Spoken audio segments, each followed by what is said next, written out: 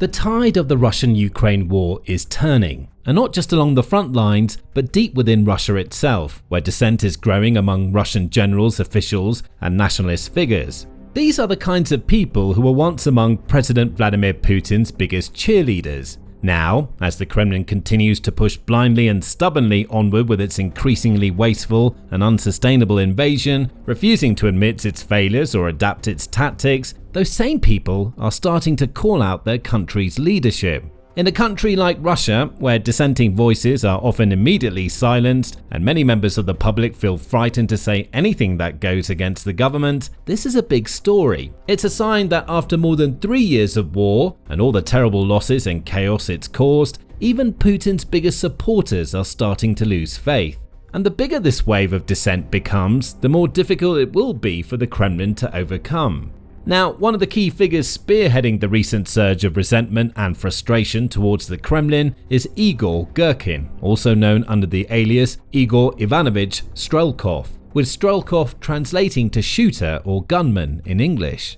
A former Russian army veteran and former Federal Security Service (FSB) officer, Girkin played a massive role in Russia's annexation of Crimea back in 2014. He was also one of the key figures in exacerbating the Donbass war, and even referring to himself as the one who pulled the trigger of this war after leading an armed group of Russian militants into the city of Sloviansk in the Donetsk region of Ukraine. Girkin is an ultra-nationalist who's dedicated his entire life to his country. And when Russian forces invaded Ukraine in 2022, he was one of the biggest pro-war voices in the country. He gained attention across the nation as a military blogger, using platforms like Telegram to share his views on the invasion. However, despite wanting to see Russia succeed and capture territories like Donetsk and Luhansk, Girkin soon became critical of how the Kremlin was going about its campaign. In fact, in April 2022, only a matter of weeks into the invasion, Girkin stated that Russia needed a general mobilization to have any chance of truly winning its war. Soon after, he stated, "Without at least a partial mobilization in the Russian Federation, it will be impossible and highly dangerous to launch a deep strategic offensive against the so-called Ukraine." By September of 2022, Girkin's tone had shifted from pessimistic to utterly defeatist. He predicted a complete defeat for Russia, telling his hundreds of thousands of fans and followers, "We've already lost. The rest is just a matter of time." As time went by, Girkin continued to criticize Russia's military decisions, focusing most of his attacks on those at the very top of the food chain, like the former Russian defense minister Sergei Shoigu, who Girkin said should be executed by firing squad, and even Putin himself. He even formed a group with other disgruntled nationalists, like Maxim Kalishnikov, called the Club of Angry Patriots. Girkin was allowed to get away with these kinds of criticisms for some time, since he had a large and loyal nationalist fan base, and the Kremlin was reportedly worried about the consequences of arresting or punishing such a popular figure. But in the end, Russia's leadership decided that enough was enough. On July 21, 2023, Girkin was arrested by the authorities on charges of extremism, not long after calling out Putin as a cowardly waste of space and urging him to resign the presidency. He was convicted in 2024 and has been behind bars ever since. But he certainly hasn't stayed silent. He continued to write letters and make statements about how he feels the war is going, and his criticisms of Russia's leadership have persisted. In one of his most recent statements, Girkin asks the question, "If we can't win the war, should we abandon it?" He goes on to highlight the extremely serious and constantly deteriorating conditions of the conflict, saying, "Unfortunately, I don't see any prospect of a quick victory over Ukraine, or even if that will ever happen. Someone will have to be held accountable for the reckless plans completely disconnected from the real operational situation, which have led to serious defeats, setbacks, and enormous losses." There's a lot of evidence to back up Girkin's viewpoint. The statistics show, for example, that Russia has suffered well over 1 million casualties at this point, and the number is growing on a daily basis. All along the front lines, the Kremlin's commanders continue to throw men into the meat grinder, treating troops as nothing more than replaceable, disposable cannon fodder. Its forces are making only the most marginal gains in many areas, sacrificing dozens, if not hundreds of lives for the smallest slivers of land. A Russian soldier named Alexander Zaborovsky recently summed up the situation in a Telegram post, describing the recklessness of those in positions of power and the futility of their frontline efforts. Zaborowski talks about Russian soldiers having to march over a carpet of corpses, dozens of miles from supply depots, low on food, without adequate vehicles to get to where they need to be. He claims that the current mobilization will be wiped out by these daring commanders in a couple of months, and that's it, tops, before going on to argue that if Russia cannot control the skies and stop Ukrainian drones, then Russian bodies will simply continue to pile up on the ground. While few are bold enough to openly admit this, there must be countless other Russian soldiers who agree wholeheartedly with Zaborowski's statements. Numerous reports have revealed how grim life is for the soldiers along the front lines on both sides of the divide, and the Russians in particular are so often thrown into the firing lines without adequate support, armor, or even military training. They are little more than sacrifices for the Kremlin's war machine, thrown away like pawns on a chessboard by commanders who appear to base their entire strategy on nothing more than brute force. It's no secret that Russia has a much larger military force than Ukraine, and it's evidently hoped that its numerical advantage would be enough to secure a quick and decisive victory. That didn't happen, but the Kremlin still throws soldiers at Ukraine in vast quantities, while recruiting tens of thousands more each month to replace those that are killed or injured along the front. So much of this strategy is based on numerical superiority, not tactical superiority, and it's clearly not enough to win this war, as Russia is losing troops at a staggering rate while stalling or even being pushed back in key frontline areas like the Pokros sector of Donetsk.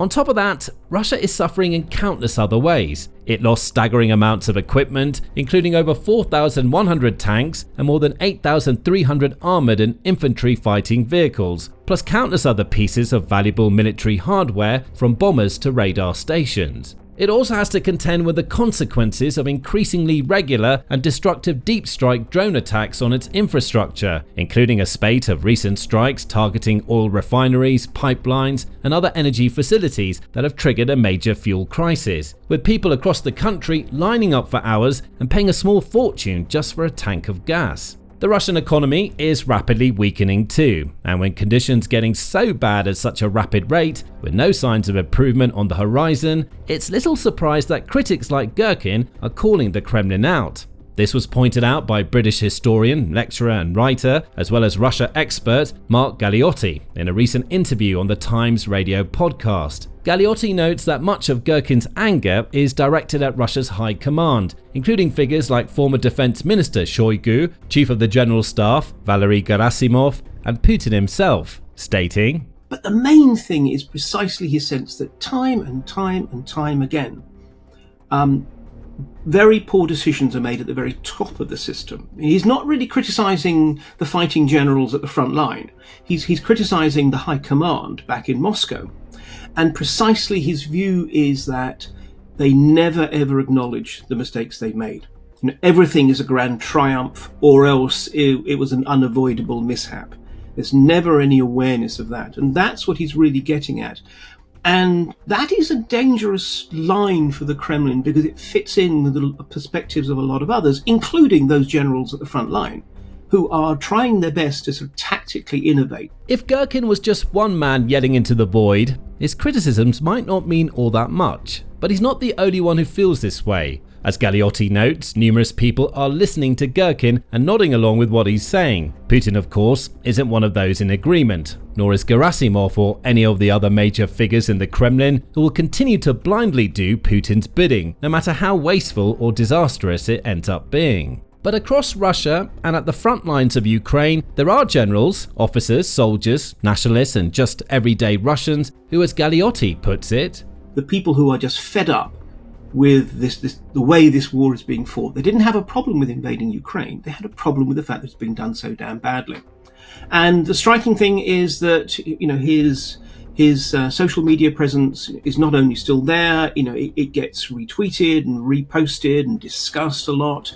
And, phrases and expressions of his do crop up in other people's work. So, he clearly is influential. As I said, I think we need to stress that he's speaking for a narrow constituency, but it's a constituency, to put it bluntly, with guns.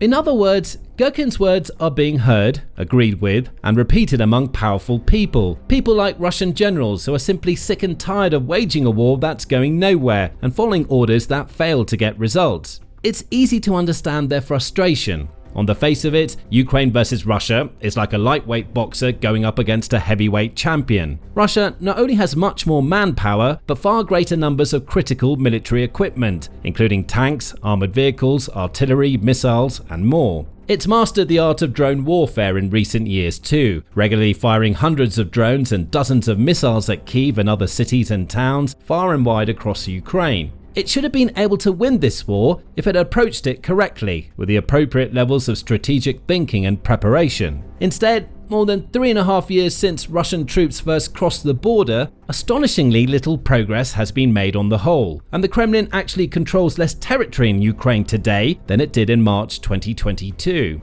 Despite all of Putin's bold claims and grand proclamations, he's not getting any closer to ruling over Ukraine anytime soon, and his country has paid and continues to pay an extortionate price in his ruthless and reckless pursuit of power.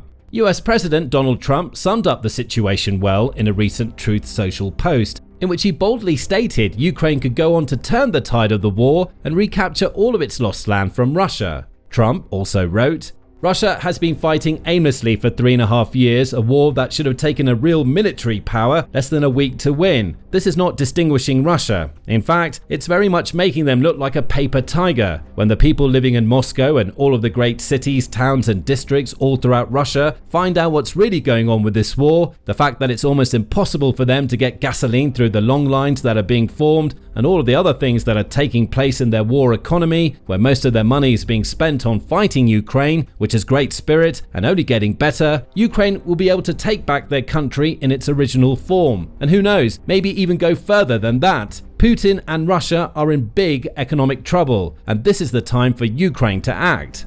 This is not the kind of situation Putin and his fellow Kremlin cronies likely had in mind back in early 2022. They couldn't have foreseen such a grim fate awaiting their military and their economy a few years later, but it's something that critics like Girkin have been pointing out for years. And now, it appears more and more people are starting to ask the questions that matter. Questions like, what's the point of this war continuing when there's no clear end in sight, and no obvious plan or path to victory? Why has the Kremlin not changed its tactics to counteract its enormous losses of men and equipment? And how has Ukraine been allowed to continuously and effectively strike at such valuable and important pieces of energy infrastructure all across Russian territory? Ultimately, the answer to all of those questions boils down to more or less the same thing: bad leadership. Those at the top have failed to make the right decisions at the right times. They've demonstrated stubbornness, incompetence, and a flagrant inability to adapt to the changing conditions of this war. And they've treated their people, their soldiers, and their economy with total disregard.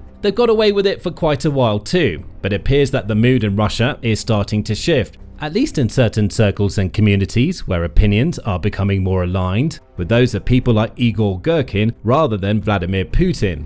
Here's what this might mean moving forward. Despite what many outside Russia hope, it's unlikely that this growing resentment and dissent will lead to any actual coup, revolt, or major attempt to topple the Putin regime. Putin has a firm grasp on his position of power and goes to great lengths to secure and cement that position. In recent months, for example, he's been strengthening ties with the FSB, the modern-day equivalent of the Soviet-era KGB, to initiate a sort of purge, removing officials, generals, and other key figures of authority who might pose some sort of threat to Putin, either now or in the future. Dozens of high-ranking figures have either been demoted, forced to resign, or arrested in some cases on alleged charges of corruption, with some even pushed to suicide or quite possibly killed at the hands of the Kremlin, like the former Minister of Transport, Roman Starovoyt, who allegedly took his own life after being relieved of his duties by Putin in July of this year. Even when there was a big rebellion against the Kremlin in 2023, when the Russian mercenary leader and former Putin ally Yevgeny Prigozhin led an uprising against the government and marched towards Moscow, Putin took decisive action. The rebellion ended almost as swiftly as it began, and Prigozhin mysteriously died in a plane crash just weeks later. Thus, even if generals are unhappy right now, it's unlikely that any of them will follow Prigozhin's example and lead some sort of charge against the Kremlin. However, as Galeotti puts it, if and when any sort of uprising or rebellion does occur, it's likely that even if these angry, frustrated generals won't be the ones leading it, they also won't do much or anything to stop it. These are not people who are about to, turn their guns on Moscow. But as we saw with the Prigozhin mutiny, when actually the overwhelming majority of the security forces neither joined the mutiny nor did they do anything to try and stop it, but essentially decided they'd just sit back and see what happens. I think what the views of people like Strelkov, why they're worth listening to, are precisely because these are the kind of people who, even if they're not going to be in a position to try and sort of topple Putin or change policy, they are getting sufficiently fed up that if and as and when there is some kind of black swan crisis, systemic crisis that really challenges the regime, they may well not be willing to come out and help it.